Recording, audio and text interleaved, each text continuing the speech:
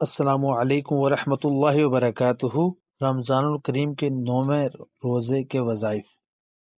بعد نماز فجر سورۃ توبہ کی آخری 2 آیات 11 مرتبہ پڑھیں۔ بعد نماز ظہر سورہ بقرہ کا اول رکوع 11 مرتبہ پڑھیں۔ بعد نماز عصر سورہ آل عمران کے آیت نمبر 26 17 مرتبہ پڑھیں۔ بعد نماز مغرب سورہ بقرہ کی آخری 2 آیات 11 مرتبہ پڑھیں۔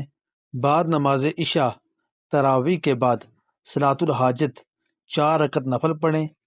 1 مرتبہ 4 رکعت نفل نماز قضاء حاجت کی نیت کر کے درجہ ذیل طریقے سے ادا کریں۔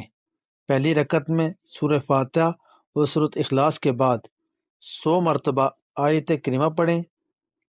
دوسری رکعت میں سورہ فاتحہ اور سورہ اخلاص کے بعد 100 مرتبہ یہ آیت پڑھیں، ربی انی مسنی در وانت ارحم الراحمین۔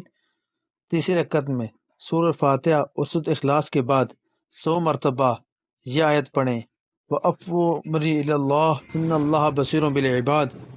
چوتھی رکعت میں سورہ فاتحہ اور سورہ اخلاص کے بعد 100 مرتبہ یہ آیت پڑھیں، حسبنا اللہ نعم الوکیل نعم المولا و نعم النصیر۔ فائدہ: نماز قضاء حاجت کے بعد حضور دل کے ساتھ 100 مرتبہ درود پاک پڑھیں اور اس کے بعد جو بھی حاجت ہو وہ اللہ رب العزت سے مانگیں، انشاءاللہ پوری ہوگی۔ جزاکم خیر، بارک اللہ۔